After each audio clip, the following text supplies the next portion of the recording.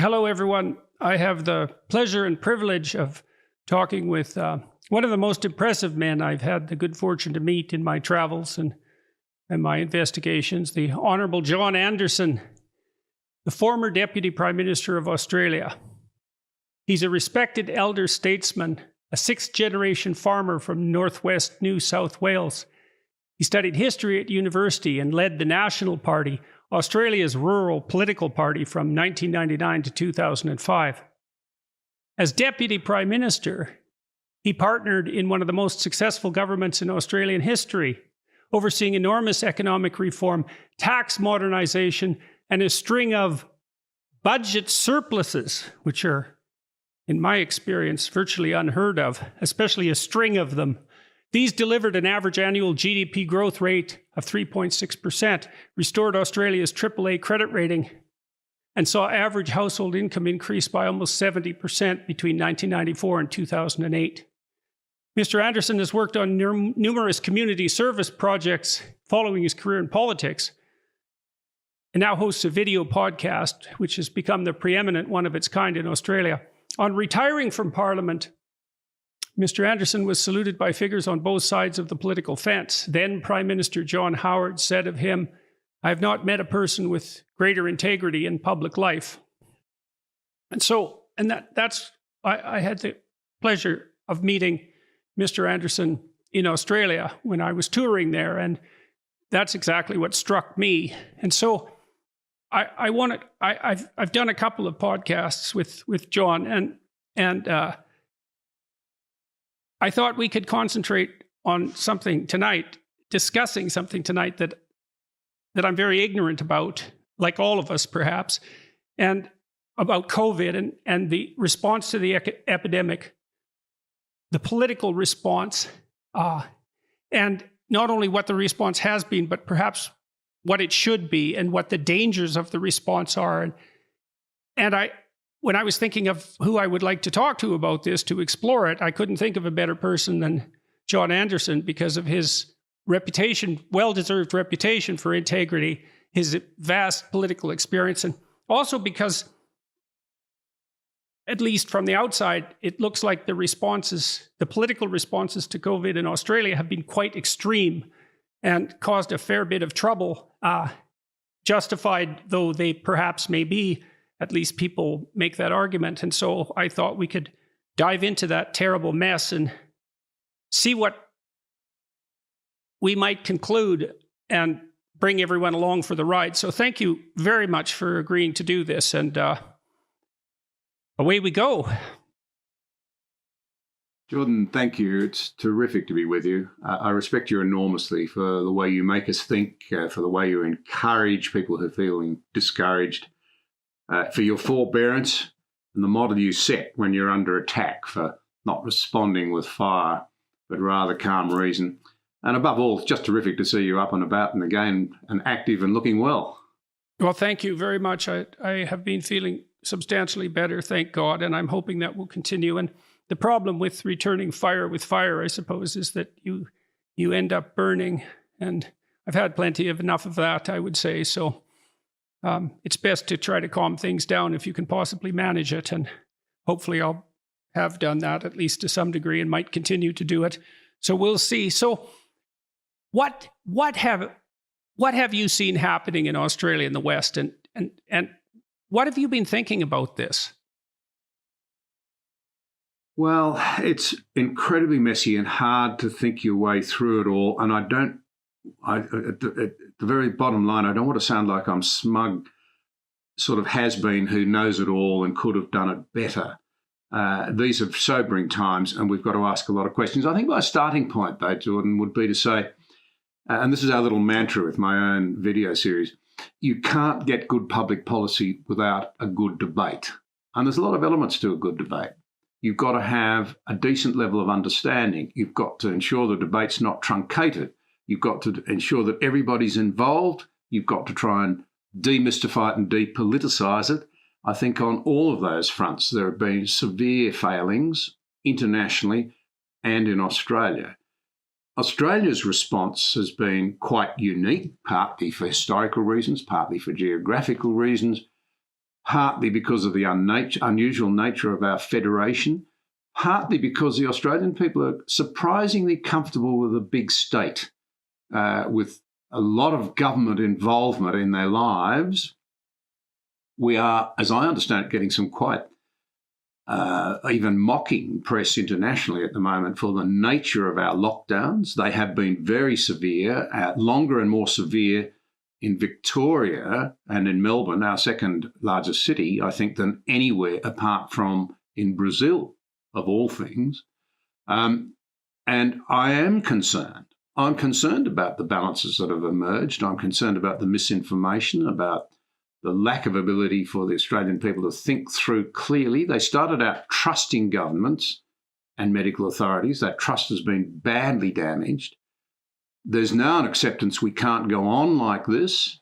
So I have to say, in the end, I am optimistic, I think, that our institutions will survive this. The Australian people will say, this is enough. We've got to come back to a pragmatic middle ground. Whether governments will give back everything they should is a big question. But I make this point in the context of the horrendous range of really difficult challenges that confront us. One thing you must note about Australia, I think, internationally, and has been noted, is that we have clearly chosen the democracy and freedom in the face of an attempt by an authoritarian China to say, bow your knees to our authoritarian regime and way of life. So there's cause for real optimism there that Australians understand freedom, even though we don't talk about it much in this country. And so, well, let's talk about that example with regard to China to begin with. So can you flesh that out a little bit? What did you see? What threat did you see China imposing precisely when, and what did you see the Australian people managing in response to that? Well, China, of course, we're one of the few countries in the world that runs a massive trade surplus with China. They suck in massive amounts of our product. Around a third of our exports go to China, and even though we import a lot back from them, we do very, very well out of it.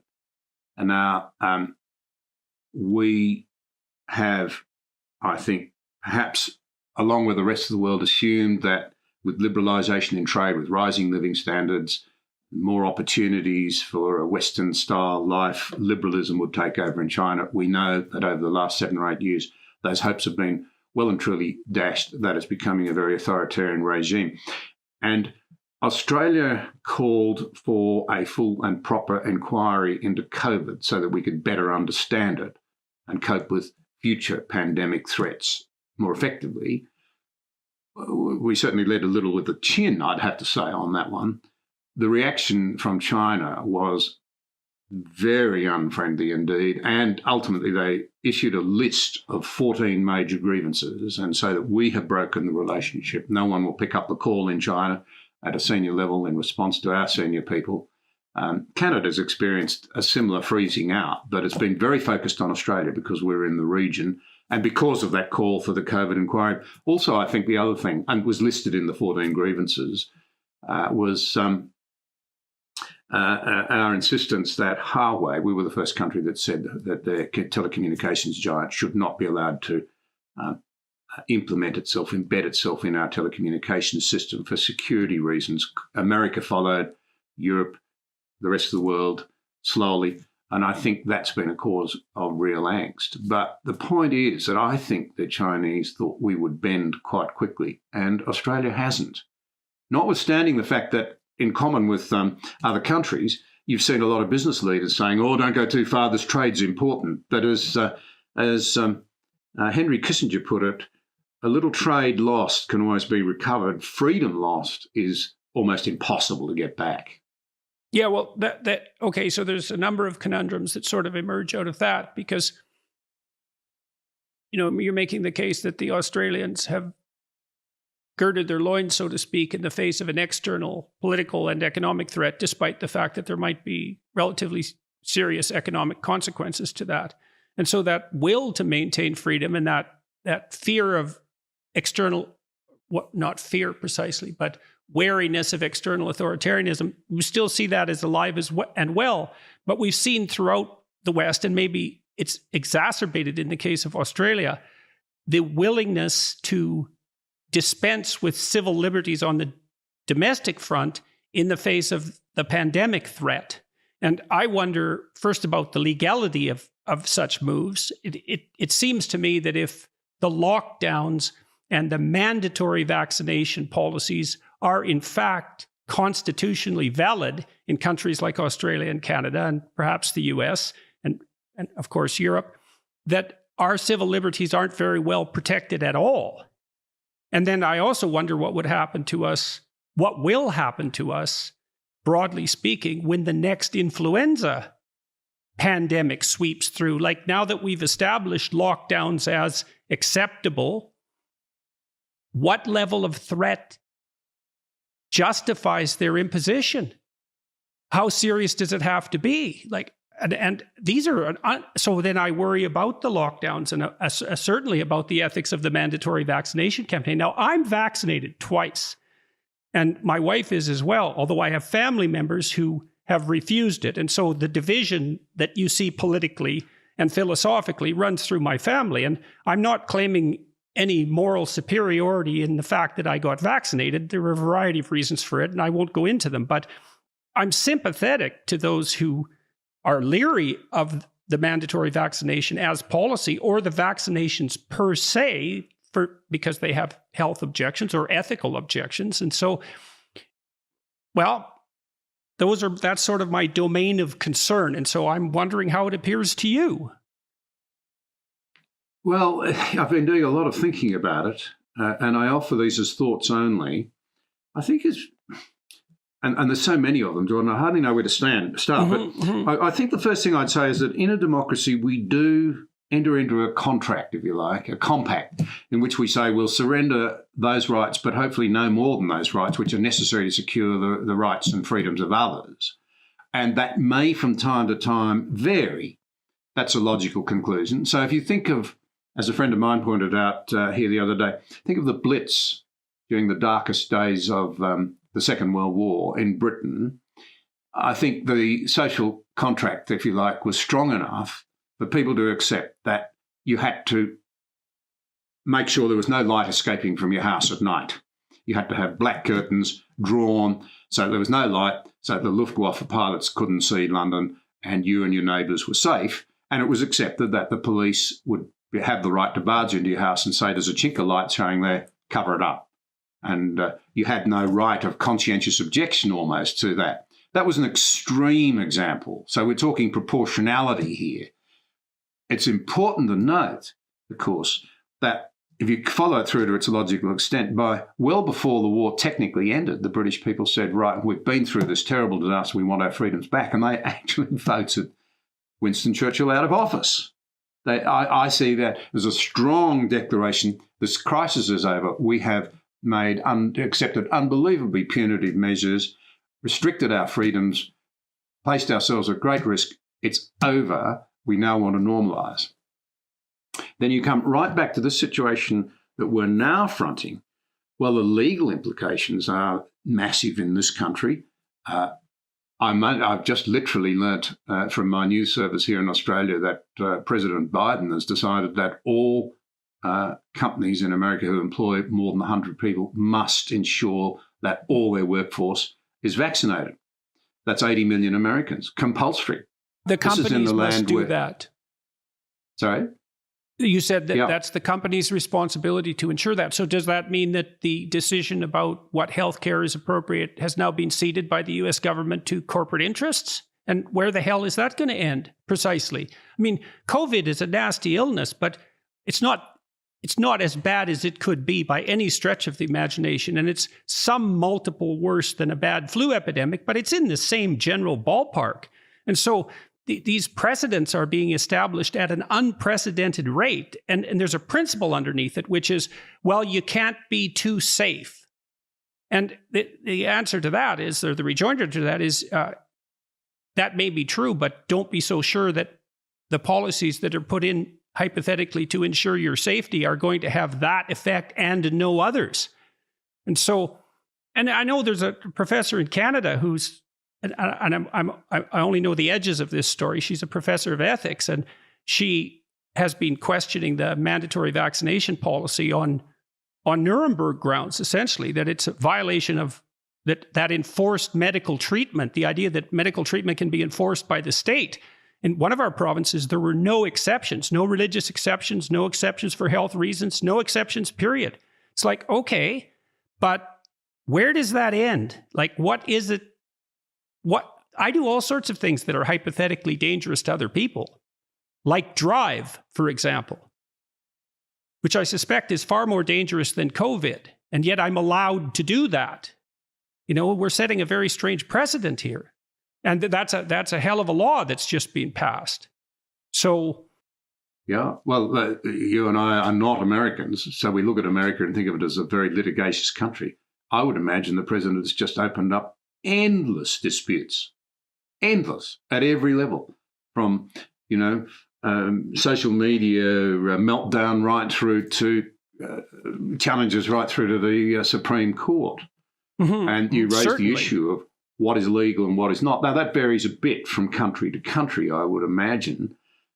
In this country, one of the keys to understanding Australia's response has been to note that when it comes to health, the state governments, remember Australia's a federation that's a young one that was created well after the United States in very different circumstances. We inherited freedom rather than had to fight for it. So maybe there was never much focus on the philosophies of freedom, the underpinning thinking around it. Although, to be fair to Australians, they fought fiercely to defend their freedoms. They've not had to sort of design them, think through them, have those incredible arguments. Think of Alexander Hamilton and the debates from the founding fathers about how to avoid mob rule, preserve individual freedoms, get the balance right. Extraordinarily deep thinking. It's created a democratic garden in the jungle that is the normal nature of human relations and governments down through the ages and then indeed today. But we're not tending the garden very well. The jungle's re-encroaching because we haven't focused much on what's necessary to keep the plants healthy, put it that way. So the states have control here. They've approached this issue differently. It's been hard for the Commonwealth government to maintain a uniform approach. And one of the big legal questions is, have the state-based lockdowns been legal at all? Can Queensland legally say to me as somebody from New South Wales, no, you cannot come here? And the balance at the moment would be the courts have said, well, the emergency up until now has been such that they are within their entitled powers and so forth to do so. That would be very interesting to test again now, and it may be in Australia that our Commonwealth government will have to test them again, because as we journey through this, and I mentioned I'm very aware of the interesting international press that Australia's getting at the moment, but the polls are showing now that the Australian people are saying, look, we now get it. We went for de facto elimination. Originally, the idea was flatten the curve so our health system can cope. It morphed into a de facto, we're so far from anywhere, we're so privileged, we're so fortunate, we can go for elimination. I never thought that was realistic. But the polls are now clearly showing that whilst the Australian people are taking a probably not unreasonable sort of insurance policy related to the vaccination, as we get the vaccinations up, we think things should be opened up again, and we'll have to live with this. And at that point, I think there will be in this country tremendous resistance and reluctance to lock down again, because they've been so severe, particularly in Victoria, that people have said, no, the costs are so high. And part of the problem we've had is a sensationalisation of it all by the media. I'm sorry to say that, but remarkably little really balanced commentary. It's been politically driven from the right and particularly from the left. And the left and those in secure jobs, particularly with a publicly funded broadcaster, their jobs go on even in a lockdown situation. They feel safe for their own families. Now, I'm an essential worker, believe it or not, as a farmer. I can't go into complete lockdown. Socially, I'm in lockdown, just about to come out of it now, out in rural Australia. But in terms of my occupation, and like hospitals and nurses and doctors, they've got to keep going. There's a bit of hypocrisy in this. Oh, no, we want to be safe in our secure jobs, in whatever bureaucratic enclave or media enclave you work in. But those people who look after me and feed me and all the rest of it, no, they've got to keep going.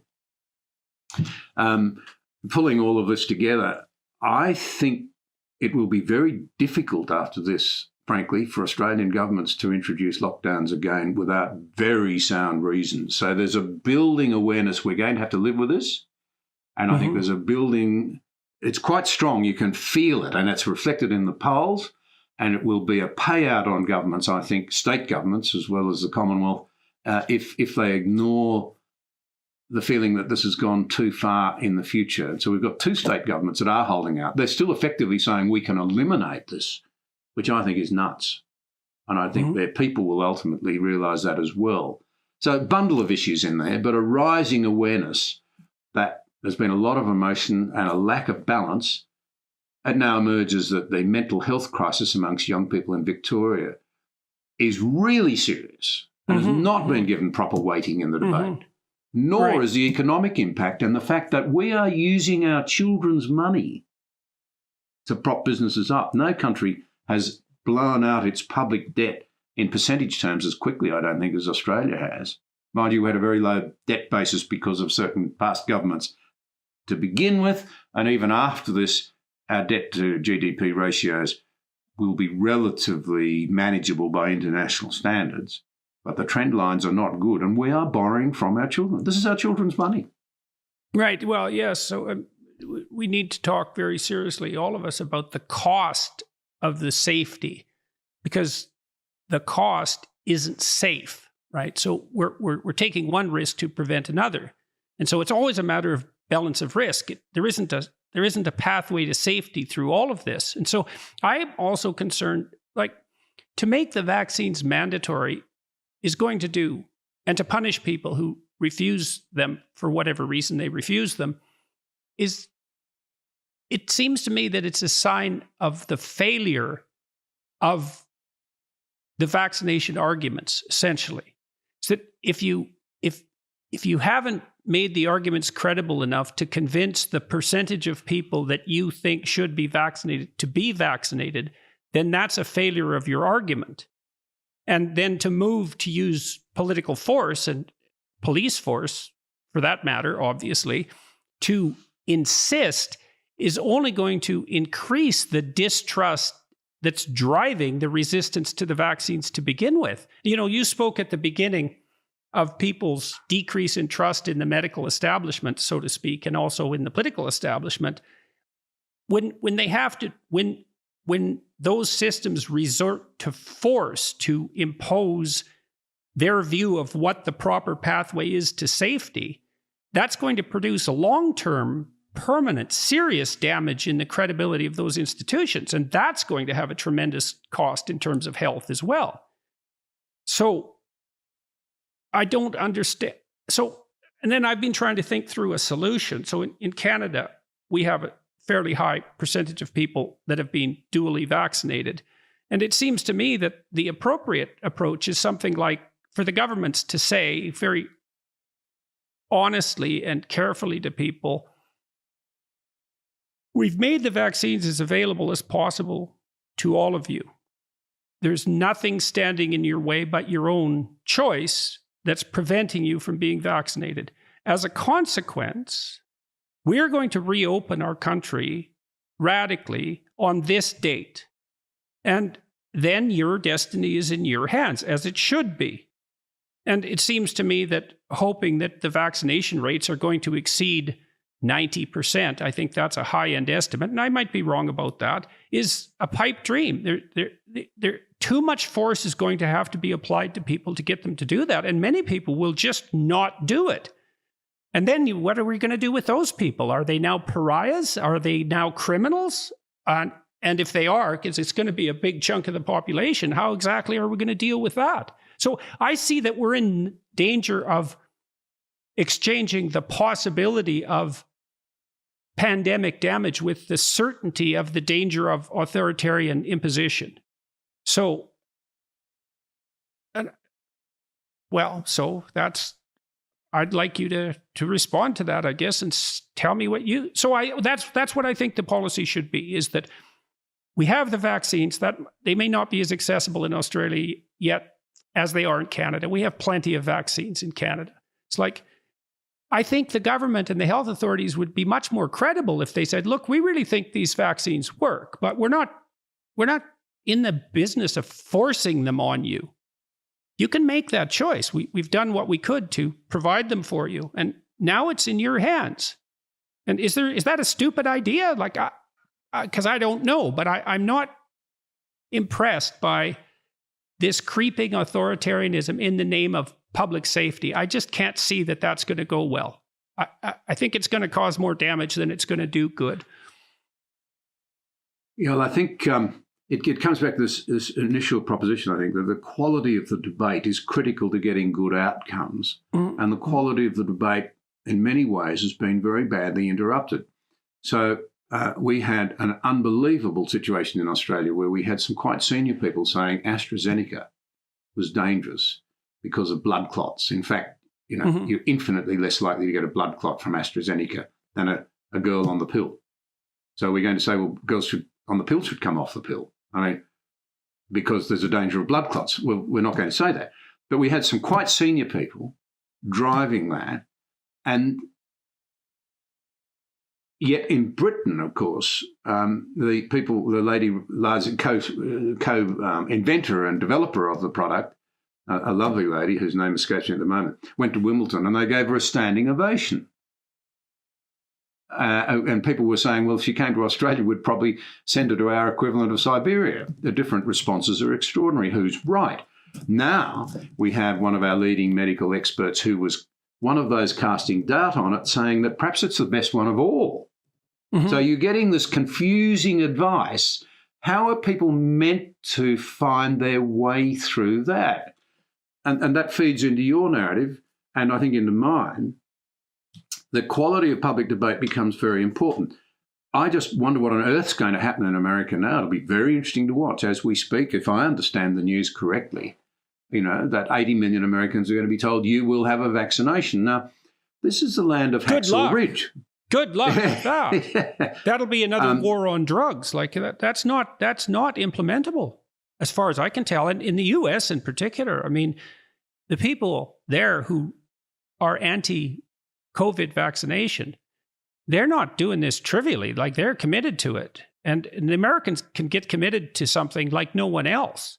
And so this isn't going to produce a minor backlash. And it feeds into these conspiracy narratives that are starting to undermine our society as well. It's, that the government is fundamentally untrustworthy, and so are the health organizations. And so anybody who's vaguely conspiratorial in their outlook, that's just going to be like given a massive boost by this sort of political move. That's how it looks to me. And then you go back to the social contract that I talked about earlier, that in a democracy we agree to surrender some of our freedoms in the broader common good, and that we then, in proportional, in sort of ways that are proportional, agree to limit them in emergencies, and we're often willing to do that because we will, if we're frightened, we will flee for security over freedom. Will we then demand it back again? But now, this breakdown in trust that is common to all Western countries, and it's very interesting in Australia. The Australian National University, one of our best universities, has been tracking confidence in our Commonwealth governments, plural, since 1971. I think that's right. And it's been a dismal picture. The graph is gradually drifting away. We're less and less trusting of governments and people in them.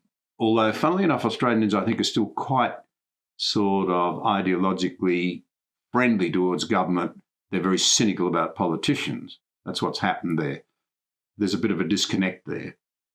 But if you look at that long-term trend, you used to get a blip when there was a change of government, a massive surge in confidence, and then it'd dissipate away until, as a government became unpopular and made tough decisions or lost its way, and then there'd be a lift. You're not getting those lifts anymore. So we went into this COVID situation with politicians knowing that they're not widely trusted, and that lots of people in the community would think, oh, well, they're doing that for political reasons or looking after their own hide. They're not concerned with us. So they rolled out experts at every point, medical experts.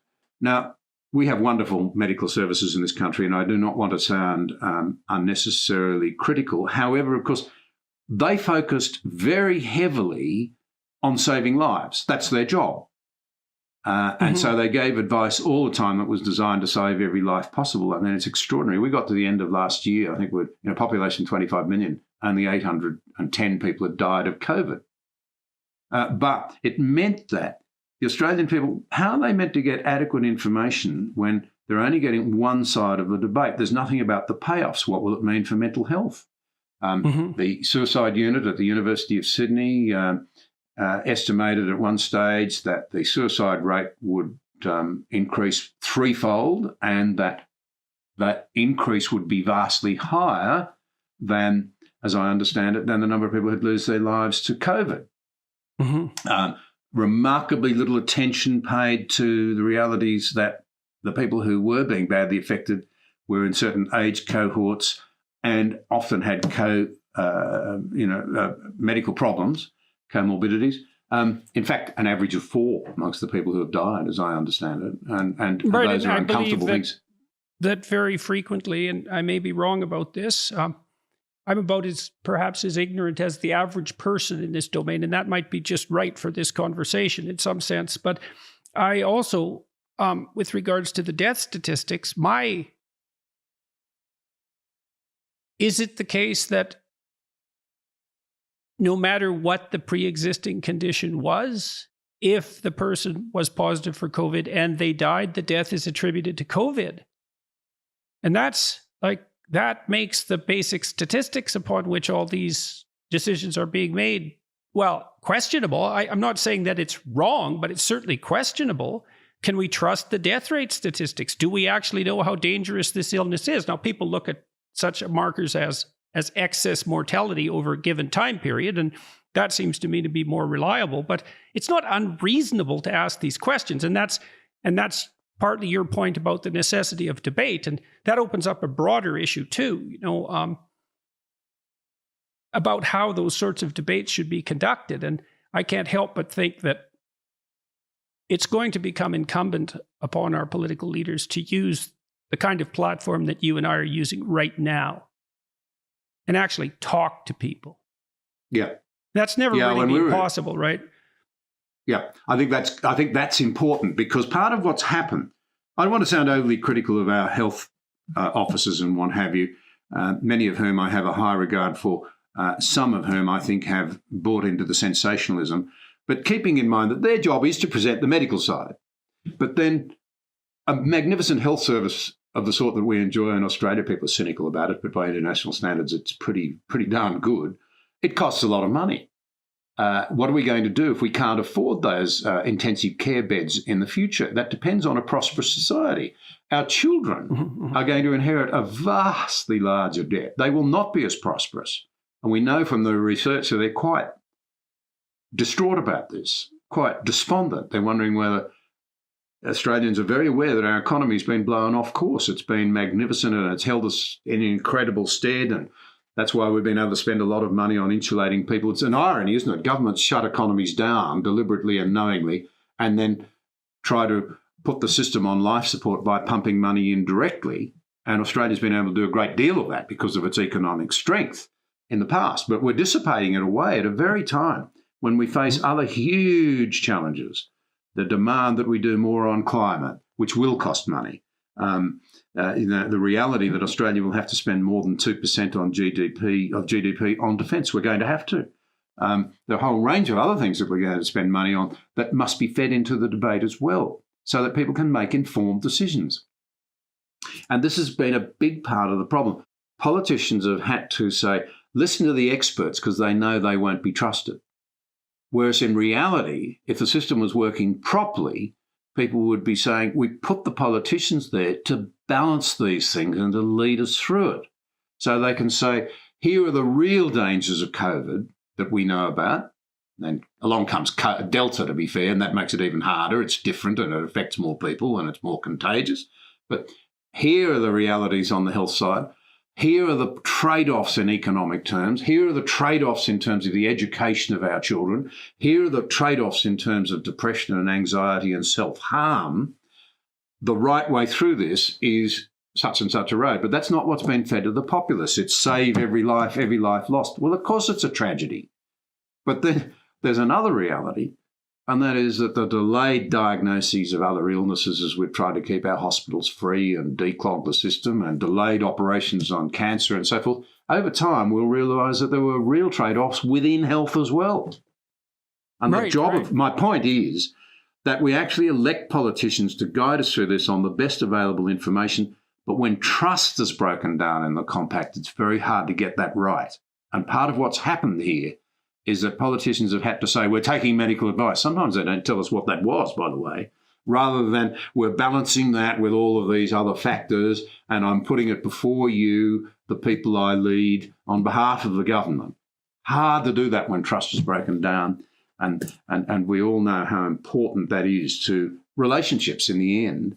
Then it's easy to default to expert advice. But what is happening as a consequence, what that means in some sense is that the medical profession starts to bear the weight of political decisions. And to the degree that people are skeptical about political decisions, then they're going to start to become skeptical about the experts. So the politicians are, by relying on experts, they're avoiding their responsibility. They're shunting the risk off on people who have enough on their plates, as far as I'm concerned. And then we have the breakdown of trust in the medical system, which I really believe is going to be tremendously exacerbated by mandatory vaccines. I just can't see that. I agree with you. I agree with you. This is, I think, if the greatest threat to our freedoms in the West is our own self-loathing and the breakdown of trust and confidence in one another, those sort of cultural issues, we're now extending it into other areas, into science and so forth. Science has offered us the way through, but then you have this serious, in this country, in my view, very serious and unwarranted undermining of confidence in AstraZeneca. It really worried me at the time, and I look back on it and I hope people have learnt some lessons out of that. I've had the first dose, I'm waiting for my second. It wasn't very pleasant as it happened. I did get a reaction, and so did my wife. But no hesitation. We're lining up for it. We go back for the second one. I'm just very, very thankful that we actually have these vaccines. How wonderful is that? That's a big tick to science. But then you've had medical officers saying, no, this is bad, and then they switch. Well, that's also why we shouldn't be hitting people over the head with the necessity of those. You should do this because it's good for you. It's like, no, look, you don't understand. The history of vaccinations has been very positive. Now, we understand that we're doing this in a bit of a rush and that you might be leery about that, but it's our considered opinion that this is actually of great benefit to you. And we're not going to twist your arm. We're not going to force you to. We're not going to put in draconian measures to insist that you do this. But I believe that would be a much more compelling narrative, and that many, many more people would, certainly fewer people would object to the vaccines that way. And I think more people would take them. This force, and that the force as well, this next issue, the idea that it violates the Nuremberg Conventions, that's a very interesting argument. And I think it's possibly true. But even more so, it's like, what are the dangers of alienating people from the health system entirely, from the scientific establishment entirely, by politicizing it in this manner? We're not thinking that through, as far as I can tell. And part of it's just tremendous difficulty, right? I mean, all these things you talked about, the secondary negative consequences of the health measures, it's also taken everyone a while to see what those were. Like COVID was an immediate threat. It was going to happen right now. Some of these other things that you're talking about, like the increase in suicide rates, that's sort of downstream, right? And so that wasn't on the table when the decisions were originally being made.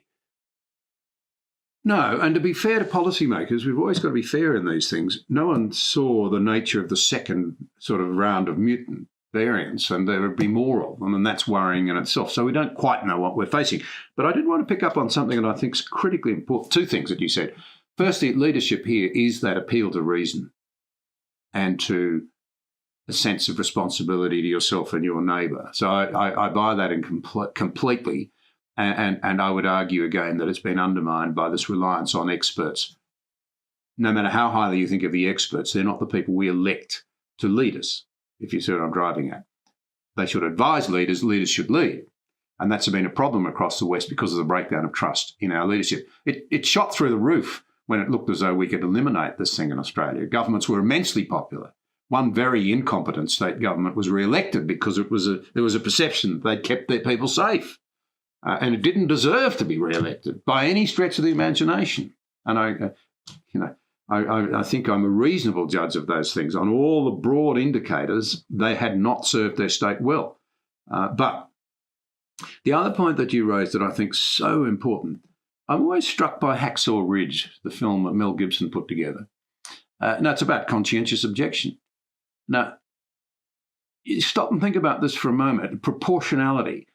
And the darkest days of the Second World War, when there were real doubts about whether or not democracy and freedom would survive, in the end, and subject to some pretty tough processes, you could claim to be and be recognised as a conscientious objector. That's what the film's about.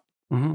You could say, no, my conscience does not allow me to do this. And you see, this is Frank Ferrudi's point, I think. I don't want to verbally, I'm only a simple man, but as I understand it, our first freedom is freedom of conscience. Without that, every other freedom, I'm not a believer in the hierarchy of freedoms, freedom of conscience, freedom of belief, freedom of speech, freedom of assembly, the right to meet with people or not meet with people. And there's no hierarchy there. They're a package. But in a sense, the first is freedom of conscience, to think through what do I really believe and then to be able to act out on that conscience. That is the mark in the end of freedom. Now, it might be that during the Second World War, society says, well, there'll be some downsides for you. We'll respect that. You don't have to go to the front line. And there may have to be here too. I mean, I suspect that airline customers, here's an interesting fact for you, globally, airline travel's recovered to 70% of its pre-COVID levels. Australian air travel is down at 26% still. Quite interesting reflection on our caution and our isolation in this country. And yet we're one of the most interconnected nations in the world in terms of trade and in terms of tourism, inbound and outbound. So it's an interesting reflection on where we're at in this country. But my point in all of this is that you have to, I think it's going to be hard to be able to engage in all activities if you've not been vaccinated, unless we can find a very quick way of testing. And I might be wrong on this, but a friend of mine was telling me that her son's in Germany and he went out for a coffee the other day, and the standard procedure is that you get a little test on the way to the coffee shop. It takes a few minutes. And if you're clear, you're right. So it's not a question of vaccination. It's whether you've got COVID. Now, that's an interesting way of looking at it. And if technology would allow for that, it might ease a lot of these things. I was rung the other day by the minister, a very thoughtful man, from a church in my local area. And he said, I'm not sure what we're going to do if the state tells me that I can't allow people to come and worship in my church if they haven't had a vaccination. He said, I'm deeply troubled by that idea. And I thought, well, I hadn't thought of that particular angle. That's troubling to me too. So what do you think the best rationale is for mandatory vaccination? It's like, what is the danger what's the best description of the danger that's posed socially by people who refuse to be vaccinated? I mean, is the argument that they're also a terrible danger to those who've been vaccinated? I mean, as the vaccination rates increase, and they're fairly high in Canada, I think we're near 80%. I hope I'm not wildly off the mark with that estimate. I know it's much lower in Australia, or I believe it is. I'm unclear about exactly the danger that the unvaccinated are posing. I mean, so what's your understanding of, given those vaccination rates, what's your understanding of that, and what's the justification for their restriction of civil liberties? I have to say that's a very good question, Jordan, and I'm as unclear as you are. I mean, if well, we shouldn't be unclear about that, right? You'd hope that in the positions that we occupy, we wouldn't be unclear about that. And it seems to me that if we're unclear about that plenty of other people are unclear about it as well. And that's obviously not a good thing. So to illustrate the point that you're raising, if I've got this right, now our Qantas, the Australian airline, has said that all of its staff must be vaccinated. And as I understand it, one of their very senior people has a conscientious objection and has left the organisation. I think I'm right in saying that. Now, his perspective presumably it's a very important one. He would be asking the question not only about civil liberties, but the practicalities, which is what you're posing, as I understand it, to tease this out. If I'm about to go through an airport, through all of the procedures involved there, and get on an aeroplane with people who are, even if it's just one person on that plane who's not vaccinated, if everybody else has been vaccinated and they're safe, what's the problem? Well, yeah, precisely exactly what's the problem, and to what degree is that sufficiently problematic so that civil liberties should be importantly curtailed, right? Because, and so I'm unclear about exactly what permission being vaccinated grants me, and I'm unclear about what precise danger the unvaccinated pose to the vaccinated. If it's extremely high, then you think, well, then what is the use of the vaccination? And I don't want to overplay that, obviously, because I believe the evidence suggests that the vaccinated are much less likely to suffer severe consequences from COVID and much less likely to catch it. But I'm still unclear about this. Are the unvaccinated primarily posing a danger to the other unvaccinated? And at some point, and maybe the worry is, well, that's going to overwhelm our health system. It's going to overwhelm our intensive care units. And so I guess a corollary to the policy that I thought up earlier, and I didn't mention this, was we announce a date past which, once the vaccines are universally available, we announce a date past which things open. And we quadruple the money that we've devoted towards ICUs. And because it's not as if the lockdowns themselves aren't expensive. They're extraordinarily expensive. They're insanely expensive, and we haven't yet begun to pay for them. So we set a limit. We tell people, we inform people that the vaccinations are available, and then we prepare for the fact that many people won't become vaccinated. But I still don't get the exact danger. And that could easily be my profound ignorance. But if it's the unvaccinated are dangerous to the other unvaccinated, it's like, well, at some point, what are you going to do about that? Force people? That's not a good precedent.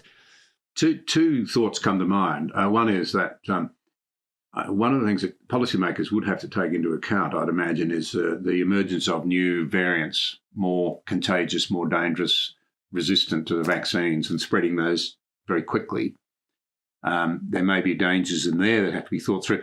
The other thing about it is there's a world of difference between saying you must be vaccinated per se and saying, well, if you choose not to be, that's okay, but there may be some situations where you have to stay at bay. So, hypothetically, it might be to say, you don't have to be vaccinated, but you can't fly. I'm just plucking that out of the air. So you're absolutely free not to, but there are some things you can't do if you're not vaccinated. In fact, one of the things that we did in this country, see, Australia, one of the characteristics of the country that I live in and love is that we're amazingly open to being regulated. And a bit weak on conscientious objection too, historically, not as strong as America and other Western countries. And that regulation, maybe it comes from the benign way in which governments regulated so much of our lives. As I say, we've never had the turmoil of civil war, of independence, of the agonies and intellectual exercises that went into designing the American Declaration of Independence. We've not had those sorts of things. Essentially, we were a series of British colonies put together by an act of the British Parliament in 1901 that federated us. And in the 1880s and 1890s, our best thinkers, often pretty flawed people and pretty with selfish ambitions of being statesmen and so forth in their own little pond, I suppose, but they put together a constitution that reflected the very, very best of the thinking and the experiences and the learning of particularly Britain and America. But my point out of all of that is that so government's been relatively benign, notwithstanding, as I said earlier, Australians have been prepared to fight for freedom or to defend it. They haven't had to fight for it in the first place. And they've been we're amazingly accepting of regulation in this country. We were the first country by years to mandate compulsory seatbelt wearing. There's a whole plethora, whole raft of things where Australians have just been quite happy to accept being told what to do. Smoking advertising was banned here before anywhere else. I think that's right to say, and so forth. And, to take your point up, governments explained this as being done for public health reasons, and there was a wide-scale sort of acceptance of it. So it comes back to this. If vaccinating is important, then it ought to be positive arguments for it and leadership that people respect. And they say, well, I don't feel threatened by this. I accept the arguments that for reasons A, B, and C, it makes sense, and I should be responsible. Whereas coercion would ordinarily create that resentment, that suspicion, that distrust, and the pushback that you're talking about.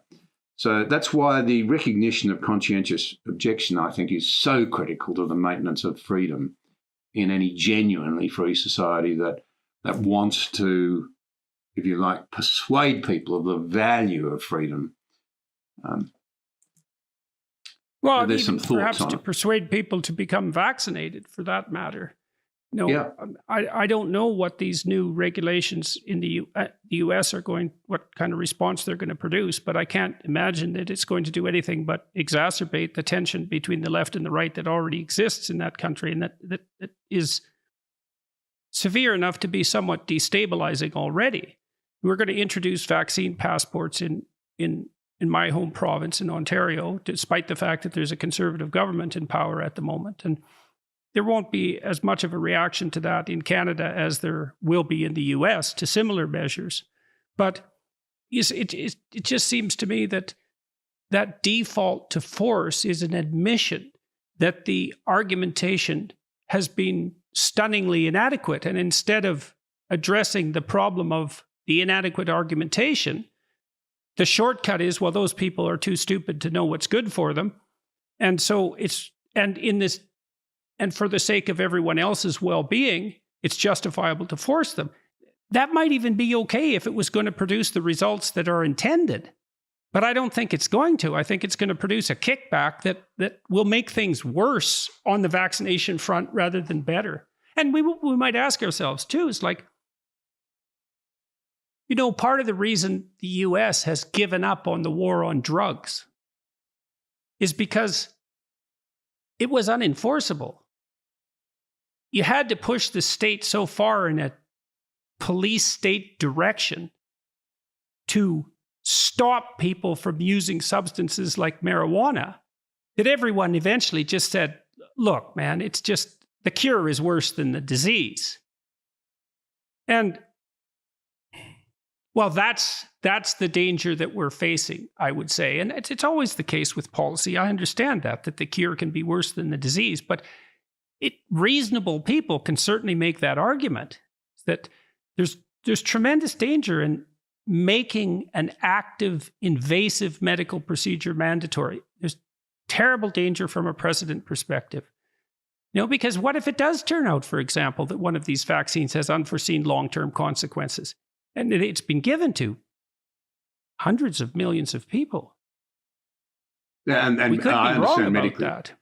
I understand medically that there is a distinct possibility that precise thing will happen, and then well, it's certainly not zero, the possibility, and so yeah. and the fact that a percentage of the population perhaps exaggerates that possibility because they're more conspiratorial in their thinking, or less trusting, or more skeptical of government, benevolence, and health, and all of that. I don't really care. You can't eradicate the possibility that their objections, guided by their conscience, let's say, are, and this is your point with regards to conscientious objecting. It's like, you said that even when we were fighting the Nazis, we weren't so certain that you couldn't say no because you had a different set of beliefs that were truly and validly held. So, and then I am also concerned about the precedent we're setting. And I suppose people who were opposed seatbelt laws and helmet laws and that sort of thing had the same sort of notion, which is, well, once you let the government decide what's good for you, where does it stop? And like, I'm firmly convinced, and maybe this is my own paranoia, I'm firmly convinced that if the automobile had been invented today, that the average person would not be allowed to drive. I don't think we would allow that level of risk. And I think that's really unfortunate. So it's a good thing that, it came along slowly and sort of snuck in. But because driving is a very dangerous act, and it's publicly dangerous too. We kill lots of people with our automobiles. Yet we're allowed to do it, so to speak. And to think that that the right way of phrasing that is that we're allowed that's not a good way of thinking about it. So it's and to sort of, if you like, get a helicopter view of all of this, it seems to be the things we're talking about here go to the issues of the sort of the strength and the unity, because you can't separate the two, of the Western democratic model at a time when the alternatives are really starting to muscle up globally. So this line that COVID's accelerating history strikes a chord with me. We're dividing more than ever. And I suspect, to go back to and I don't want to misrepresent it, I'm only really referring to, literally before we came on, what looks to be the news out of America, which I think is going to be very contentious, 80 million people being told you will be vaccinated.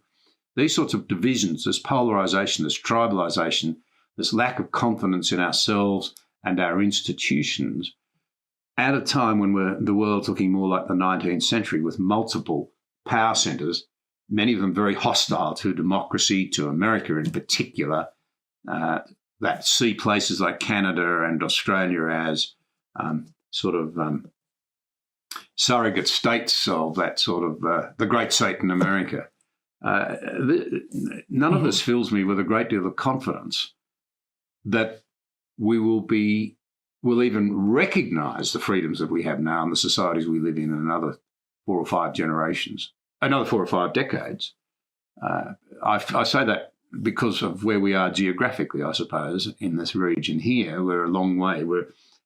Australia's a very valuable bit of real estate. It's sparsely populated, a large landmass. It's a long way from the other democracies, with the exception of, and the honourable exception of, Indonesia. We're in an area where there is rising authoritarianism, led by one place in particular. Do we have collective willpower to pull together and say, we're going to have to make tough decisions? We've been very comfortable for a long time. And the first tough decision here is the one that's now being openly spoken about in Australia. They're actually saying it. And as I said, I have confidence that Australians are being realistic about this. I actually think we will come through this, but it's so important we have these debates. We now are saying we're going to have to live with COVID and accept that people will die. Awful thing to say, but we're all going to die. And if we're not careful, we'll make this into such a mess that more of us will die of more causes in worse circumstances than was under a more authoritarian system. And it's worse. Get the worst of both worlds. You've got enormous economic challenges too. I mean, let's not kid ourselves. A reasonable degree of prosperity is very important to having a health system and the nutrition and the educational and employment opportunities and so forth that give you lives worth living, where human beings can flourish. Right. Well, and we've been able to, in some sense, devalue our currency by distributing money extraordinarily generously during this time of crisis. And fair enough in some sense, but that isn't a sustainable response. And God only knows what damage we're doing to our future economic prosperity by continuing to make it extraordinarily difficult for many people to engage in productive activity. How disheartening that is for people to watch the businesses that they've poured their heart and soul into take a terrible hit, and to have people adjust to this new reality that that may never allow them that opportunity again. So, okay, so practically speaking, I mean, it's easy to sit and complain and say, doesn't this look grim and shouldn't we be making smarter decisions? I put forward, for what it's worth, my thoughts on what a reasonable policy might look like, one that balances concern for health with the possibility of continued freedom. What do you think might be done concretely by political leaders in the West to deal with the COVID crisis more appropriately? What do you see as a reasonable pathway forward? This may sound a strange reaction, but it's where I really genuinely come from. I think we need to lift people's eyes to the real threats to our future freedoms. And I think they're economic and strategic. And I think out of that should be the message that we really, in Western countries, within our countries and actually amongst ourselves, have more in common that is more durable and important and imperative to preserve and work on, if you like, more interests in common than those which divide us. And that requires a sort of leadership that we saw, I keep thinking to myself, we saw so much of it out of America, Britain and America, frankly, in the whole sort of mess of the 1940s and then coming out of it. This appealing to people to look to the broader interest, to recognise that hope lies in putting the foundations down, securing them for our future, which is our children and our grandchildren. In other words, break out of the fear. We're cowering in the corner in fear. Fear is a terrible inhibitor. You know more about this than I do professionally, but we've become very afraid. A lot of what's happening at the moment is being driven by fear. And it's fed on by those who want to sensationalise the issues and distort the numbers and not talk about the costs of a given line of action, not talk about the fact that there are issues here other than the medical ones, those sorts of things. And I think only then can we develop the right sort of set of perspectives. But the subset of that one, Jordan, is that I don't think any of us yet have worked out how to handle social media with its capacity. No, that's the next thing I wanted to ask you about, actually, because I've been thinking about, look, I invited the leader of the opposition, who's now fighting an election in our country. So he's the leader of the Progressive Conservative Party, and the Liberals are in power under Justin Trudeau, and the leader of the opposition is Aaron O'Toole, and I invited him to come on my podcast over the last couple of weeks, and he refused. And he might have had his reasons, and I asked him at the last minute. But these podcasts, and I'd like to hear your experience about them. There's no reason for politicians to be using the media anymore, as far as I can tell. They can talk directly to people, and maybe this opens up the possibility of getting deeper insight into who our potential political figures are, right? Because for so long, a politician had to think in terms of delivering his message in a way that the media would carry. But that's just not necessary now, because we can sit down like you and I are sitting down and actually talk things through, and then people can be involved and engaged in that. And that seems to me to be a hopeful technology for the future. And now how long have you been running your podcast, and why did you do it? And what do you think about that politically? I'm very curious about that. Yeah, look, there's a bunch of issues in there. The problem with social media, the downside is it gives a megaphone to people to spread serious misinformation, conspiracy theories about AstraZeneca or whatever it happens to be. That's the downside and the danger. The upside is you can fill the terrible vacuum in public information that's out there for people who want to know what's really going on and want to engage with ideas. As I've said probably ad nauseum, I was driven by that feeling that in my country there is a hunger for higher quality debate, better content, more information. And it struck me and a couple of my friends that one of the ways to help counter that in my country might be what we embarked upon. In fact, I launched with you. Thank you very much. Had several in the can ready to go with, but you were in Australia at the time, and what you were saying so struck me as topical and of interest that we launched with it and found an extraordinary appetite for ideas and for content. And the thing that encourages me is that while, look, to be honest, I often despair of young people's lack of understanding of their history, of the basics of their freedoms and democracy. They're so cynical about it. They've been fed the lines by their teachers, who have fed the lines out of universities often, that participation in democracy is to be cynical and to be an activist, not a participant and a contributor. And some of our best schools are letting us down in this area, in this country. Some of our very, very best schools, as well as many of the mainstream ones now. There are many honourable exceptions. I want to add that. But it just seemed to me that there is this hunger and this appetite. And as you said to me, young people don't often read so much now, but they're still hungry for content. And changing technology, they get it in different ways. There's an earlier version of it that when we were in government, the Prime Minister at the time, John Howard, recognised. Bypass the mainstream media, where even in those days the grabs were too short and the bias was all too often. You know, there were too many people in the media seeking to campaign rather than inform. But he recognised that talkback radio in those days was a brilliant way to reach a lot of people. And I think that's right. He was able to go over there. He could talk directly.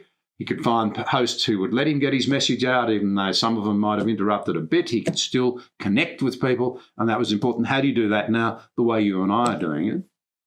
And I think that's invaluable. And I don't pretend in this conversation to have had all of the answers, but at least I think we've teased out the issues and recognize, there's a lot of food for thought in all of this. And fundamental to it is to recognize at the end of it, our freedoms matter. Governments should be functions of our will. We should not be the puppets of government in the democracies. That's incredibly important. We've got to establish that we should respect them whilst they are there, but they are our servants. At the moment, we don't respect them, strangely enough, and yet we expect them to solve every problem. And the system breaks down, people become cynical. So what have I found? Well, I am constantly amazed at how often people will pull me up in the streets and say, I heard your conversation with that person or this person or whatever. And because I try not to feed my own opinions in too much. Most people know what I think. But most of the time, I'm trying to provide a conduit for people to listen and to hear what others have got to say, when partly because of bias and positioning, a lot of views are hard to get out, and partly because it's such an instant world. The 30-second grab doesn't work. If you want to draw the great lessons out of the Gulag Archipelago, as you and I did in our first conversation, you can't do that in a 30-second grab. It's impossible. We're dumbing people down unwittingly because technology has, and the mainstream media, sort of led to that outcome. We're breaking the finances of mainstream media, of course, by doing what you and I do. And so that means that the journalistic qualities go down more and more because they don't have the resources to pay people to do really high quality investigative stuff and what have you. Anyway, I'm being long-winded, but I have learned a huge amount. It's something worth considering and contemplating in detail, because this is a stunningly revolutionary new technology. I mean, YouTube was just kind of a novelty item when it first popped up. But the fact that everyone is now a video producer and a sophisticated video consumer, it changes the world in ways that have only barely begun to manifest themselves. And we certainly don't understand it, because the technology runs way faster than our understanding of its consequences. But it seems to me that it should become increasingly incumbent on people who have political ambitions to engage directly with the public in this manner, that should become a standard expectation of political figures and of the general population. Because if you can't handle yourself in a 90-minute conversation. If your ideas aren't well enough developed, or if you don't have the character, or you reveal your hand in some manner, well, that's something that should happen. And the fact that everything has to be condensed down, in some sense, to sound bites means that people who are good at doing that, or who have a good team to do that, they get the spoils. But it's no way to run a serious operation. And this technology is available to anyone who cares to use it now.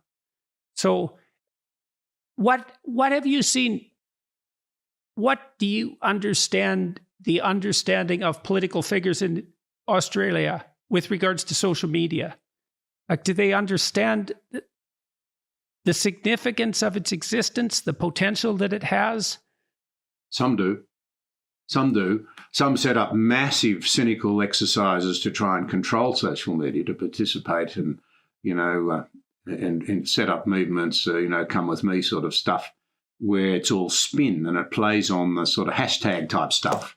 Mm-hmm. But then at the other extreme, I have been delighted and amazed at the number of people right up the political scale who listen to the conversations that I've held. And to go to the Parliament House and have a senior person from the other side of politics to the one that I was involved with, and it's happened several times, come up and say, gee, I enjoyed your podcast.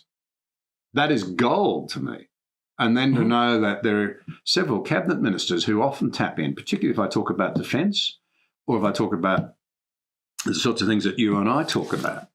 And then one of the things that I have noticed, though, this is an interesting one, and I've not got to the bottom of it, I don't quite understand it, is that my countrymen are more interested in listening to somebody from America or Britain than from anywhere else, including their own country. So a couple of the most important conversations that I've done, or quite a few, on defence, with our former Prime Minister, who is now the father of the nation in many ways and was widely seen that way. And yet there's relatively thin interest talking to, the conversations that you and I have had. This is actually the fourth, and it's very kind of you to have me as a guest. They have flown off the racks, so to speak, and generated huge interest. And here's the one, I know I've said this many times, so forgive me, listeners who have heard me say this, but nothing drives me on more than when I meet young men and women who are seeing through the paucity and the superficiality of what they've been fed as young Australians, and have really clicked to a deep philosophical and meaningful understanding, your point indeed, that the sort of things can only be learned through long-form discussions about why our country's different. When I was in Parliament, one of the few, I'm reasonably economically dry, one of the few subsidy arrangements that I agreed with was that we subsidised kids' schools from around Australia, so it was cheap for them, no matter how far, this is a very big country, to come to Canberra and see democracy in action.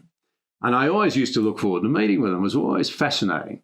So we'd have a discussion about the Parliament House and its endless corridors and the chambers and the Prime Minister and all of these sorts of things. And then I'd spring it on them. I'd say, now, how many of you were told before you came down here by your mums and dads and maybe even your teachers, oh, you're going to Canberra, are you? That place, where it's all hot air and the politicians are useless and the government's no good. And every hand would go up. That's Australia. We were once healthily sceptical. We're now downright cynical, I think, about our political processes and the people in them.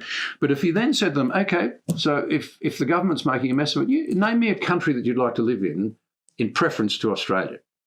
And occasionally someone would say America, or they'd say Canada. They might say New Zealand. They'd say they're all democracies. And then we'd talk about the differences. And of course, it had never hit them. And once you start to unpack that stuff in the sort of conversations that you and I so enjoy, because I enjoy them enormously, there's a lot of people who tap into it and say, gee, that's interesting. That's really got me thinking. And was it Margaret Mead who said, societies have often been changed by just a small group of people getting together and thinking things through. Indeed, that's the only way societies have ever changed. And so what drives me on is the hope that whether they agree with me or disagree with me, even if they come out in a different place, if these conversations that we have help raise up tomorrow's leaders, well, boy, we're going to need them. And they'll have to be people of vision and courage and of insight. And nothing struck me more than that first conversation where you had, and you were quite emotional about it. You said that you'd been in Melbourne and you'd had some young men there who had responded positively to what you'd said. And you just said they just need a little bit of encouragement because they're not getting it. And they're not. I've never forgotten that moment. And I resolved at that point because you're so open and you make yourself vulnerable, and that must be very costly at times, that I would seek to do the same. So I've done that several times consciously. As a result of that first conversation, I've opened up more about me in the hope that that's useful for young people. And if others want to criticise me, if older people say, oh, we wouldn't have said that in our day, dear, or whatever, so it doesn't matter. If there's one person out there, and I know there's more than that because I've met them, who have been impacted and have thought things through and put down some foundations that they otherwise wouldn't have, well, it's all been worth it. That's a great place to close. So thanks very much for agreeing to meet with me again. I really appreciate it, and to wander through this minefield. And it's not something that anyone knows how to do properly, but we can all hope and strive to do it right, and hope that we don't do too much damage while we're trying to figure it out. So I'm hoping to come to Australia next year again, perhaps to tour again, if I can manage it. So if I do come down there, I'd sure be more than pleased to see you again and to meet. And so I'd like that very much. So thank you very much again for coming in. Ditto, and thank you very much. It's an honour, and it's terrific to see you firing on all eight again.